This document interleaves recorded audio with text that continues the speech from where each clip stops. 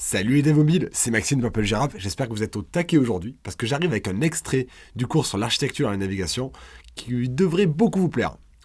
L'extrait, hein, mais le cours aussi, alors les deux devraient vous plaire, parce que les deux sont géniaux. Je vous explique de quoi on va parler dans cet extrait. On va parler des view models. C'est un concept d'architecture logicielle qu'on utilise dans la plupart des applications complexes pour garder un code simple. Puisqu'on le sait, les utilisateurs ils veulent des applications complexes, bourrées de fonctionnalités, avec des dizaines d'écrans, que ce soit les utilisateurs ou les clients d'ailleurs. Ils nous demandent toujours des applications très compliquées, mais nous les développeurs, on aimerait bien que le code reste simple à gérer.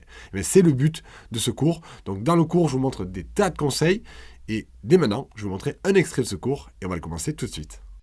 Vous devez commencer à me connaître et vous savez que j'aime beaucoup ce schéma. Je vous parle beaucoup d'architecture et d'organisation. Je vous en ai parlé surtout sur les derniers chapitres des cours principaux parce que c'est un concept qui est essentiel si vous voulez programmer. Lorsque vous voulez progresser, vous devez apprendre à organiser votre code source. Sur une application complexe, si vous ne vous organisez pas, vous allez complètement vous perdre et lorsque vous commencerez à avoir des bugs, vous ne saurez plus par où prendre les corrections. Vous allez chasser les bugs sans arrêt. Votre objectif, c'est de vous organiser et de faire en sorte de séparer les responsabilités. Si vous avez des fonctionnalités complexes, une application complexe, vous devrez avoir beaucoup de classes et chacune aura des responsabilités simples. Il vaut mieux avoir beaucoup de classes plutôt que peu de classes qui font beaucoup de choses. Donc je vous ai déjà parlé en détail de ce schéma dans les cours précédents. On va se concentrer sur la partie qui est ici, la partie qui est en jaune. On l'a dit plusieurs fois, il est important pour nous que nos vues soient les plus simples possibles.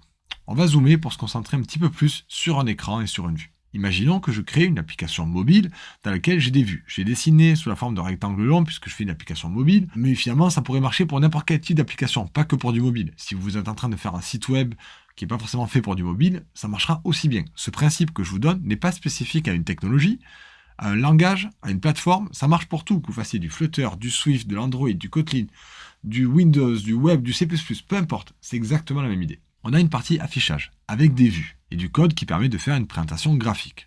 On a une partie gestion des données, que j'ai appelée, on appelle aussi ça souvent le modèle, dans la plupart des langages de programmation. Je vous ai dit, vos vues doivent communiquer avec les objets du modèle, donc elles ont le droit de connaître les objets du modèle, mais les objets du modèle ne doivent pas connaître les vues. Ils doivent pouvoir trouver un moyen d'envoyer des signaux pour que les vues soient capables de se rafraîchir, mais ils ne doivent pas les connaître. C'est pour ça que j'ai mis des pointillés ici, pour dire qu'ils peuvent prévenir des vues qui seraient en train de les surveiller, mais ils ne doivent pas les connaître directement, puisque l'objectif, c'est qu'on puisse utiliser ces objets-là avec plein de vues différentes, et qu'on puisse refaire complètement ces vues-là, sans avoir à changer ces objets-là. Ok, donc ça c'est le principe de base. Maintenant, si vous vous contentez de faire ça, ça marche déjà très bien, mais au bout d'un moment, vous risquez de créer des vues un peu trop intelligentes. Ces vues qui sont ici, elles ont généralement beaucoup de code. C'est pas toujours votre faute, parce que quand on utilise des vues graphiques, on est dépendant d'un framework qui nous impose une certaine syntaxe. Et généralement, pour faire du graphique, ça demande beaucoup de code. Si vous regardez la quantité de code que vous avez dans ces vues-là, dans ces classes-là, et la quantité de code que vous avez dans les fonctions de gestion de données, dans vos classes de gestion des données, dans votre modèle, vous allez vite vous rendre compte que généralement, il y a plus de code ici. Et en plus, non seulement il y a plus de code, mais en plus, on le change plus souvent. Des fois, parce que vous voulez améliorer l'interface graphique, et des fois parce que le framework vous impose des mises à jour chaque année, des mises à jour du système, du framework, des kits de développement, et donc on est obligé de changer régulièrement ce code.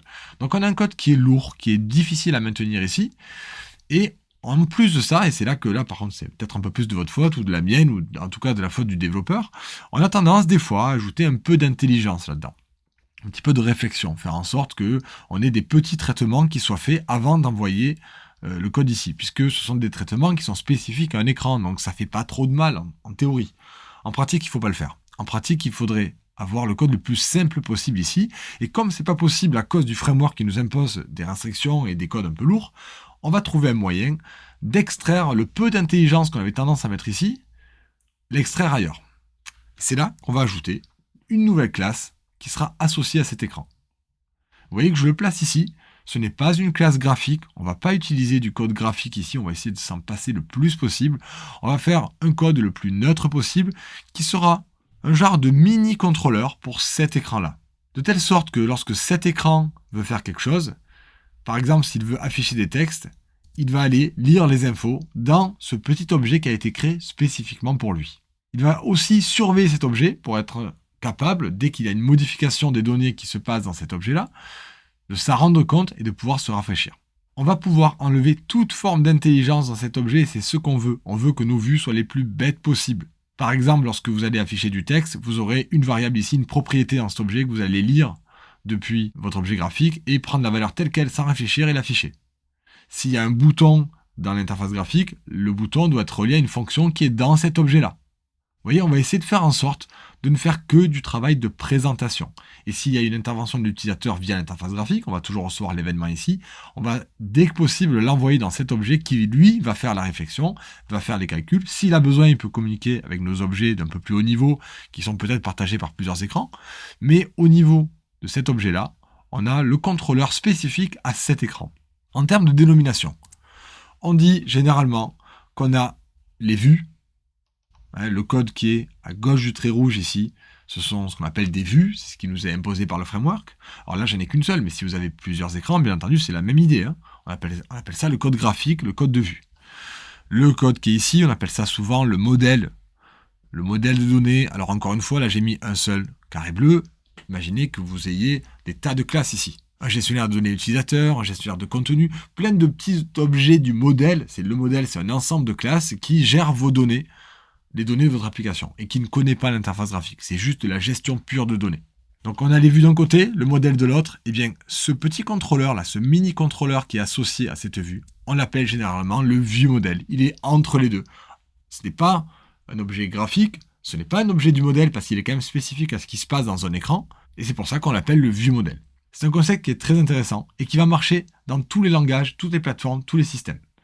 Dès que vous avez une vue, que vous voulez la rendre la plus bête possible, vous allez créer un petit contrôleur à côté qui aura toute l'intelligence de la vue. Et lui sera capable de parler avec le reste du modèle. Quelques exemples d'organisation de code. Imaginez que dans votre application, vous ayez un écran de login. Eh bien, vous allez créer deux fichiers, login view par exemple, et login view model.